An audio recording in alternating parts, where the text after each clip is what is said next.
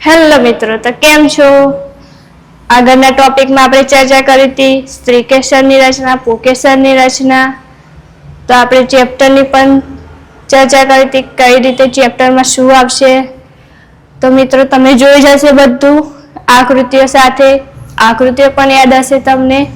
તો મિત્રો આજે આપણે ચાલુ કરીશું પુકેસરની રચનાના ડીપલી ટોપિક, અને જે ખૂબ જ મોસ્ટ આઈએમપી છે અને 2 માર્ક્સમાં પૂછાઈ શકે તેવા છે, અને તેમાંથી એમસીક્યુ પણ પૂછાઈ શકે છે. તો મિત્રો તમારે આ બધા ટોપિક ખૂબ મહેનતથી, મનથી બધાએ તૈયાર કરવાના છે બોર્ડ માટે ખૂબ આઈએમપી. તો ફોકસ ઓનલી પુકેસરની રચનામાં જે ટોપિક આવશે તે બધા ટોપિક તમારે તૈયારી કરવાની, 5 વાર લખવાનું, 5 વાર જોવાનું, વાંચવાનું, તો તમારી તૈયારી થશે. તો ચાલો મિત્રો આજે આપણે જોઈએ પરાગાશયની રચના, જેને આપણે લઘુબીજાણુધાનીની રચના પણ કહીશું. આ ટોપિક મિત્રો 2 માર્ક્સમાં પૂછાઈ શકે તેવો છે બચ્ચાઓ, જે ખૂબ આઈએમપી છે. તો બચ્ચાઓ ચાલો આપણે જોઈશું પરાગાશયની રચના. તો ચાલો તમને યાદ કરાવી દઈએ કે છેલ્લે આપણે શું ભણ્યા હતા, કયો ડાયાગ્રામ હતો. ચાલો આપણે જોઈ લઈએ આકૃતિ છેલ્લી, જેમાં આપણે પરાગાશયની 3D આકૃતિ જોઈ હતી. મિત્રો જલ્દી કોમેન્ટ કરજો, જેને લેક્ચર ભર્યું હશે તેને યાદ હશે કે આકૃતિ આપણે છેલ્લે ડ્રો કરી હતી.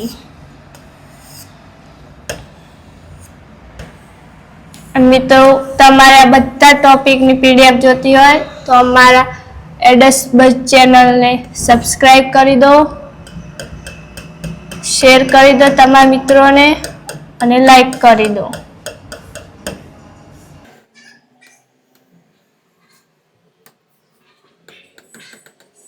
આકૃતિ તો તમને યાદ જ હશે.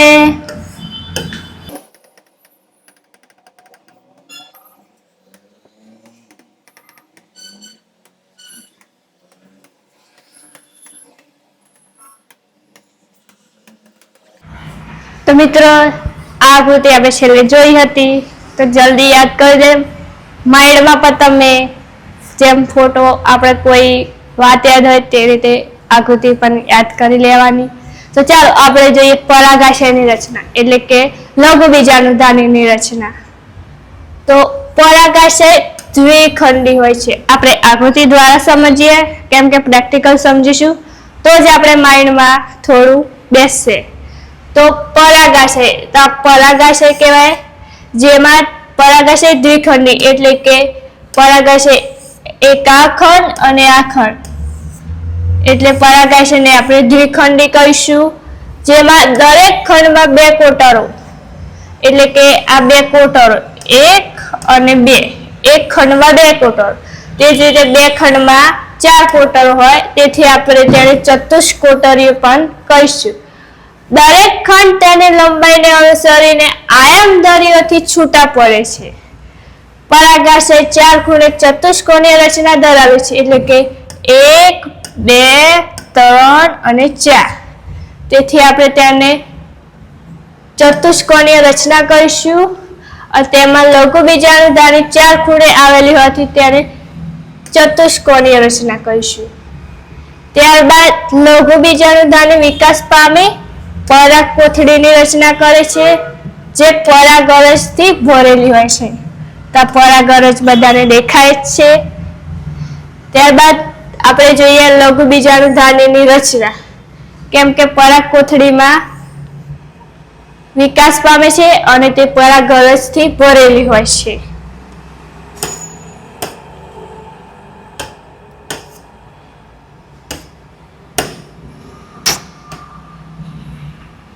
જેમાં બાહ્યકાર રીતે તે ગોળાકાર હોય છે. તો આ પરાગરજ આપણે જોઈ હશે બધાએ, જાસૂદનું ફૂલ તો જોઈ જ છે બચ્ચાઓ. તો તેમાં જે પરાગરજ હોય છે તે એકદમ ચીકણી અને ગોળાકાર હોય છે. તો બાહ્યકાર રીતે તે ગોળાકાર હોય છે, જે 4 સ્તરીય દિવાલ ધરાવે છે. જેમાં એક પહેલું સ્તર છે અધિસ્તર, તંતુમય સ્તર, મધ્ય સ્તર અને પોષક સ્તર. જેમાં આપણે તંતુમય સ્તરને સ્ફોટી સ્તર પણ તરીકે જાણીશું. તો મિત્રો આ 3D ડાયાગ્રામ દ્વારા આપણે જોઈશું કયા કયા સ્તરો ક્યાં આવેલા છે. તો આગળ જોઈએ. પ્રથમ 3 સ્તરો રક્ષણાત્મક તેમજ પરાગાશયનું સ્ફોટન કરી પરાગરજ મુક્ત કરવામાં મદદરૂપ કરે છે. ત્યારબાદ સૌથી અંદરની બાજુએ આવેલા પોષક સ્તર એ પરાગરજને પોષણ પૂરું પાડે છે. તો ચાલો આપણે તેની આકૃતિ દ્વારા જોઈએ. ચાલો આપણે જે 4 સ્તરોની વાત કરી તેને આપણે આકૃતિ દ્વારા સમજીએ. પછી તે આકૃતિ દ્વારા આપણે જે મુદ્દા ચર્ચા કરીએ તેને ફરીથી હું તમને સમજાવું. તો ચાલો આપણે જોઈએ આકૃતિ.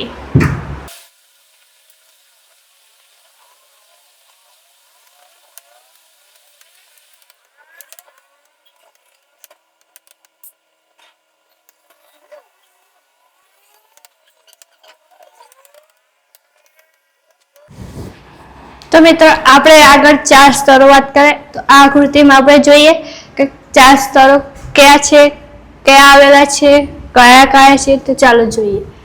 આને આપણે કહીશું અધિસ્તર. ત્યારબાદ જે નીચેનો છે તેને આપણે તંતુમય સ્તર, જેને આપણે બીજા શબ્દોમાં સ્ફોટન સ્તર પણ કીધું હતું. ત્યારબાદ આને કહીશું મધ્ય સ્તર. તમે બચ્ચાઓ તમને ડાઉટ હશે કે મધ્ય સ્તર તો અધિસ્તરના નીચે ના આવે કેમ કે તે તો મધ્યમાં છે. તો ના બચ્ચાઓ, કેમ કે અધિસ્તરના નીચે તંતુમય સ્તર આવે ત્યારબાદ મધ્ય સ્તર આવે. બીજા નંબર પર કોઈ દિવસ મધ્ય સ્તર ના આવે. તેથી આપણે તેના પર ફોકસ કરીશું કે ત્રીજા નંબર પર મધ્ય સ્તર છે, નથી બીજા ઉપર. એટલે આના પર ખૂબ ફોકસ કરજો કેમ કે ઊંચા નીચી પણ થઈ શકે છે, અવડાઅવળી. કેમ કે ઉપર કદાચ તમને અધિસ્તરના નીચે મધ્ય સ્તર યાદ આવી જાય, પણ એવું ના કરતા કેમ કે અધિસ્તર નીચે તંતુમય સ્તર જ આવે, ત્યારબાદ મધ્ય સ્તર આવે, ત્યારબાદ પોષક સ્તર આવે. તો ચાલો આપણે જોઈએ હવે પોષક સ્તર.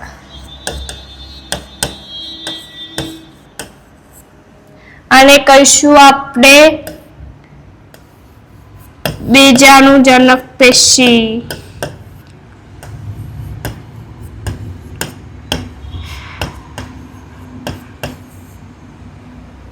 આને કહીશું સંયોજક.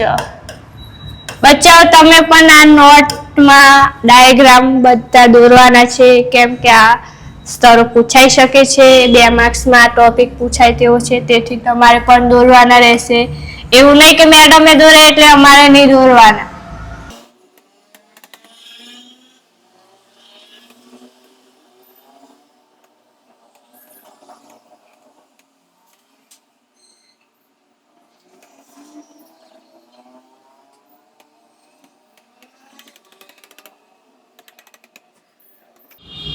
આ બીજી આકૃતિમાં પણ સેમ આ જ રીતે આપણે સ્તરો જોવાના છે, જેમાં આપણે આને કહીશું અધિસ્તર,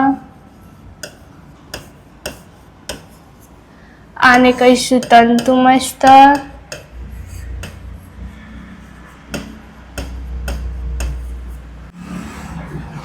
આને કહીશું મધ્ય સ્તર,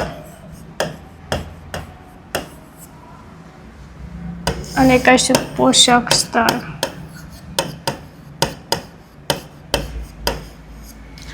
અને આને કહીશું લઘુ બીજાણુ માતૃકોષ. હવે ત્યારબાદ આપણે જોઈએ પરાગરજ ની આકૃતિ, જેમાં પરાગરજ કેવી રીતે હોય છે તેનું સ્ટ્રક્ચર જોઈએ આપણે.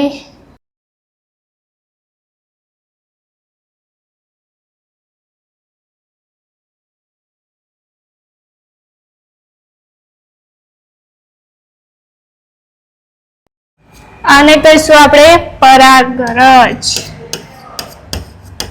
બચાવ તમને થતું હશે બેન આ શું દોરે છે, વીછી જેવું લાગે છે. ના બચાવ, આ વીછી નથી, આ છે આપણે પરાગરજની રચના. આપણે ફૂલમાં જે હોય છે પુકેસર તેના અંદર પરાગરજ હોય છે, તેને આપણે 3D આ સ્ટ્રક્ચર દોર્યું છે. તો આ રીતે આપણે આવો જેમાં આપણે આ આકૃતિ આપણે દોરી 4 સ્તરો જોવા. તો ચાલો આપણે આગળ જોયા તે ફટાફટ સમજી લઈએ કે સ્તરો કઈ રીતે હતા. આગળ જોઈએ તે રીતે આપણે આકૃતિ દ્વારા સમજી લઈએ. ચાલો, તો બાહ્યકાર રીતે તે ગોળાકાર હોય છે લઘુબીજાણુ ધાની. તો આ દેખાય છે ગોળાકાર. ત્યારબાદ તેમાં 4 સ્તરો, અધિસ્તર, તંતુમય સ્તર, મધ્ય સ્તર અને પોષક સ્તર આપણે જોયા. અધિસ્તર, તંતુમય સ્તર, મધ્ય સ્તર અને પોષક સ્તર. ચલો બીજું જોઈએ, જેમાં પ્રથમ 3 સ્તરો રક્ષણાત્મક અને પરાગાશયનું સ્ફોટન કરી પરાગરજ મુક્ત કરે છે. આ જે અધિસ્તર, તંતુમય સ્તર અને મધ્ય સ્તર તે પરાગાશયનું પરાગરજનું સ્ફોટન કરે છે, જે આપણે આ જોઈ પરાગરજ. ત્યારબાદ સૌથી અંદરની બાજુ આવેલ પોષક સ્તર એ પરાગરજને પોષણ પૂરું પાડે છે. એ તો દેખાય છે, અંદરની બાજુ આવેલ છે પોષક સ્તર જે પરાગરજને પોષણ પૂરું પાડે છે. પરાગરજને પણ કંઈક ખાવા તો જોઈએ, તે માટે તેના માટે પણ પોષક સ્તર હાજર હોય છે. ત્યારબાદ તરુણ પરાગાશયમાં મધ્યમાં રહેલ સઘન સમજાત કોષોનો સમૂહ એ બીજાણુજનક પેશીની રચના કરે છે. એટલે કે તરુણ પરાગાશય જેમાં મધ્યમાં રહે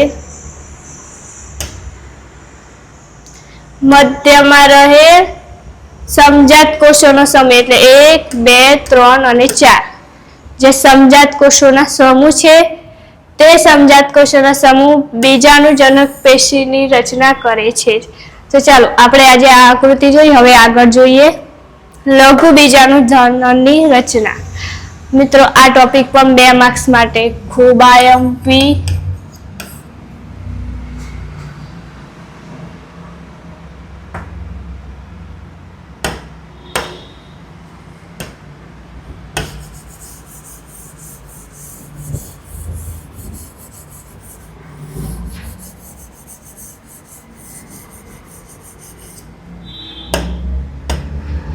તો મિત્રો જોઈએ આપણે લઘુ બીજાણુજનનની રચના. આ લઘુ બીજાણુજનનની રચનાનો ટોપિક 2 માર્ક્સ માટે પૂછાઈ શકે તેવો પ્રશ્ન છે, જે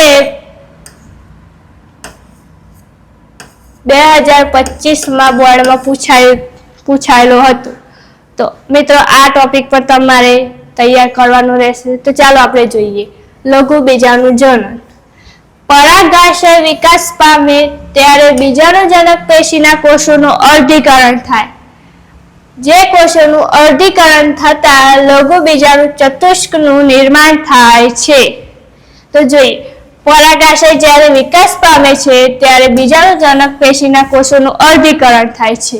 તેથી લઘુ બીજાણુ ચતુષ્ક, જેને આપણે પરાગ ચતુષ્ક પણ કહીશું, તેનું નિર્માણ થાય છે. લઘુ બીજાણુ ચતુષ્કનો કોઈ પણ કોષ પરાગ માતૃકોષમાં વિભાજન પામવાની ક્ષમતા પણ ધરાવે છે. તો જોયું મિત્રો, લઘુ બીજાણુ ચતુષ્કનો કોઈ પણ કોષ છે તે પરાગ માતૃકોષમાં વિભાજન પામવાની પણ ક્ષમતા ધરાવે છે. ત્યારબાદ પરાગ માતૃકોષનું અર્ધીકરણ થઈ લઘુ બીજાણુ ઉત્પન્ન થવાની ક્રિયાને લઘુ બીજાણુજનન કહેવાય. તો આપણે જોઈ ટોપિકનું નામ જ છે લઘુ બીજાણુજનન. તો લઘુ બીજાણુજનન કોને કહેવાય? તો પરાગ માતૃકોષનું અર્ધીકરણ થઈ જે લઘુ બીજાણુ ઉત્પન્ન થવાની ક્રિયા છે તેને આપણે લઘુ બીજાણુજનન કહીશું. ત્યારબાદ આપણે જોઈએ લઘુ બીજાણુજનનની ક્રિયા દરમિયાન 4 કોષોનો સમૂહ, એટલે કે આપણે કીધું કે પરાગ ચતુષ્ક સર્જાય છે. જ્યારે પરાગાશય પરિપક્વ બની શુષ્ક બને છે ત્યારે અસંખ્ય લઘુ બીજાણુઓ, એટલે કે પરાગરજ, જે એકબીજાથી જુદા પડે છે અને પરાગરજ તરીકે વિકાસ પામે છે. ત્યારબાદ પરાગાશયનું સ્ફોટન થતા અસંખ્ય લઘુ બીજાણુઓ, એટલે કે પરાગરજ. તો પરાગાશયનું જ્યારે સ્ફોટન થાય છે ત્યારે અસંખ્ય માત્રામાં પરાગરજ ઉત્પન્ન કરે છે, એટલે કે મુક્ત કરે છે. ચાલો આપણે જોઈએ હવે પરાગરજની રચના. મિત્રો, આ ટોપિક અલગ છે આ પણ 2 માર્ક્સમાં પૂછાઈ શકે તેવો છે. આમાં MCQ પણ પૂછાઈ શકે તેવા છે 1 માર્ક્સના. આ ટોપિક પણ આપણે ખૂબ IMP આના પર બહુ જ ફોકસ હોવું જોઈએ બધાને. તો મિત્રો ચાલો આપણે જોઈએ પરાગરજની રચના. બધાનું ધ્યાન અહીંયા. પરાગરજ એ નરજન્યુજનક અવસ્થાનું પ્રતિનિધિત્વ કરે છે. એ તો આપણે આગળ પણ જોયું હતું કે પરાગરજ એ નરજન્યુજનક અવસ્થાનું પ્રતિનિધિત્વ કરે છે. તે એકકીય અને ગોળાકાર રચના ધરાવે છે. એ તો આપણે આકૃતિમાં જોઈ કે તે ગોળાકાર હોય છે. તેનો વ્યાસ 25 થી 50 માઇક્રોમીટર હોય છે. આ 1 માર્ક્સ માટે પૂછાઈ શકે તેવો છે. પરાગરજ દ્વિસ્તરીય દિવાલ ધરાવે છે. આકૃતિમાં જોઈ કે પરાગરજ કેવી હોય છે તેના પરથી આપણે ખ્યાલ આવે કે દ્વિસ્તરીય દિવાલ હોય છે, જેનું બાહ્ય આવરણ સ્પોરોસ્પોલિનનું બનેલું હોય છે, જે કાર્બનિક દ્રવ્યનું પ્રતિરોધક છે, જે ઊંચા તાપમાને તેમજ પ્રબળ એસિડ અને બેઝ સામે ટક્કર ઝીલે છે. ઉત્સેચકો પણ તેને અવનત કરી શકતા નથી. બાહ્ય આવરણમાં જે સ્પોરોસ્પોલિન ગેરહાજર હોય છે તે છિદ્રો જોવા મળે છે. તે છિદ્રોને મિત્રો આપણે કહીશું જનન છિદ્રો. તેમાંથી પરાગનલિકા વિકાસ પામે છે. ત્યારબાદ જોઈએ અંતઃ આવરણ. અંતઃ આવરણ કેવું હોય છે તો તે પાતળું તેમજ સેલ્યુલોઝ અને પેક્ટિનનું બનેલું હોય છે, જે પરાગરજના વિકાસ દરમિયાન 2 કોષો ઉત્પન્ન કરે છે. તો જોઈએ આપણે 2 કોષો કેવા છે. તો તે 2 કોષો છે, એક છે વાનસ્પતિક કોષ અને બીજો કોષ છે જનન કોષ. તો જોઈએ આપણે વાનસ્પતિક કોષ. તો વાનસ્પતિક કોષ કેવો હોય છે મિત્રો? તે કદમાં મોટો હોય છે. તે અનિયમિત આકારનું મોટું કોષ કેન્દ્ર ધરાવે છે અને તેમાં વિપુલ પ્રમાણમાં ખોરાક સંગ્રહિત થાય છે. તો વાનસ્પતિક કોષ કદમાં મોટો હોય છે, અનિયમિત આકાર ધરાવે છે, તે વિપુલ પ્રમાણમાં ખોરાકનો સંગ્રહ પણ કરે છે. ત્યાં જોઈએ જનન કોષ. તો જનન કોષ તે કદમાં નાનો હોય છે તેમજ વાનસ્પતિક કોષના કોષરસ સ્તરમાં તરે છે. તો જનન કોષ છે તે વાનસ્પતિક કોષના કોષરસમાં હોય છે, જે તરતો હોય છે. તે ત્રાકાકાર છે. તે ત્રાકાકાર કોષરસ અને કોષ કેન્દ્ર ધરાવે છે. તો જનન કોષ ત્રાકાકાર કોષરસ અને કોષ કેન્દ્ર ધરાવે છે, જેમાં 60% થી વધુ આવૃતબીજધારી વનસ્પતિઓમાં પરાગરજ દ્વિકોષીય અવસ્થાએ મુક્ત થાય છે. એટલે કે જે આવૃતબીજધારી છે તે 100% માંથી 60% આવૃતબીજધારીઓ, જે આવૃતબીજધારી વનસ્પતિ પરાગરજ છે ને તે દ્વિકોષીય અવસ્થાએ મુક્ત કરે છે, જ્યારે બાકીની 40% વધી તે આવૃતબીજધારી વનસ્પતિઓ ત્રિકોષીય અવસ્થાએ મુક્ત થાય છે. તો મિત્રો આપણે આ તો પરાગાશય અને પરાગરજની રચના કરી. પછી તમને ખબર છે કે પરાગરજના ફાયદા શું છે અને ગેરફાયદા શું છે? તો ચાલો આપણે જોઈએ પરાગરજના ફાયદા અને ગેરફાયદા. તો પહેલા આપણે વાત કરીએ ગેરફાયદા. તો પરાગરજ એ મનુષ્યમાં તીવ્ર એલર્જી અને શ્વસન તંત્રની નલિકાઓમાં બળતરા ઉત્પન્ન છે. તેનાથી બ્રોન્કાઇટિસ અને દમ અવસ્થા જેવા રોગો થાય છે. ત્યારબાદ આયાત કરવામાં આવેલા ઘઉંની સાથે ગાજર ઘાસ, જેને વૈજ્ઞાનિક શબ્દોમાં કહીએ તો પાર્થેનિયમ ની પરાગરજની અશુદ્ધિથી, તે પરાગરજ અશુદ્ધ હોય છે તેથી તે નુકસાનકારક અસરો સર્જે છે. તો મિત્રો આ થયા ગેરફાયદા. મિત્રો પરાગરજના ફાયદા અને ગેરફાયદામાં તે પણ 2 માર્ક્સમાં પૂછાઈ શકે. એટલે કે બોર્ડમાં પૂછાઈ શકે કે પરાગરજના ગેરફાયદા જણાવો, અથવા તેમ ના પૂછાય તો પરાગરજના ફાયદા જણાવો. અને તેમ ના પૂછાય તો 1 માર્ક્સમાં MCQ પણ પૂછાઈ શકે કે તેનાથી કયો રોગ થાય અથવા શેના કારણેથી આપણે તે નુકસાનકારક છે તે પણ પૂછાઈ શકે. તો ચાલો આપણે જોઈએ પરાગરજના ફાયદા. તો પરાગરજના ફાયદા. પરાગરજ પોષક તત્વોથી સમૃદ્ધ હોય છે. એટલે કે જે પરાગરજ હોય છે તે ખૂબ જ પોષણ કરે છે, તેથી તે પોષક તત્વોથી સમૃદ્ધ હોય છે. હાલના વર્ષોમાં પરાગરજની પેદાશોનો ઉપયોગ આહાર તરીકે એટલે કે ખાવામાં પણ ઉપયોગી છે. જેમ કે ફૂડ ટેબ્લેટ્સ, તેમાં ઉપયોગ કરવામાં આવે છે પરાગરજનો.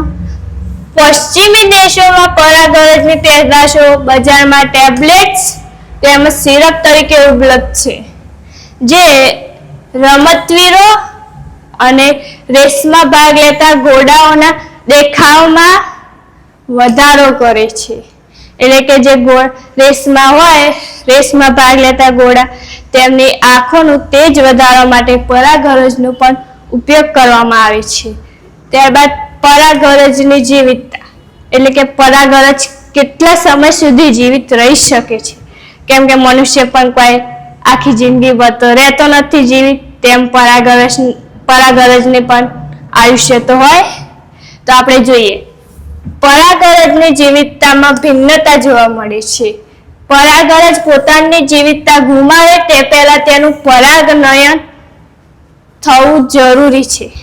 એટલે કે પરાગરજ તેની જીવિતતા ગુમાવે એના પહેલા તેનું પરાગનયન થવું જરૂરી, એટલે કે ખૂબ જ જરૂરી છે.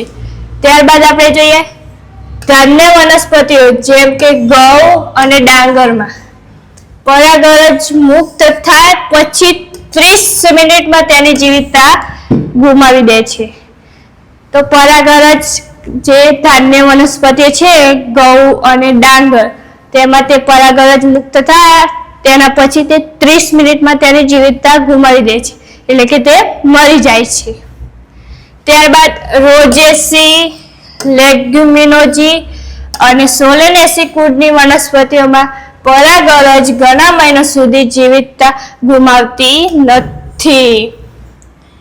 ત્યારબાદ જેમ મનુષ્યમાં શુક્રકોષો અને અંડકોષનું કૃત્રિમ વીર્યસેચન થાય છે, તેમ પરાગરજનો પણ સંગ્રહ કરી શકાય છે.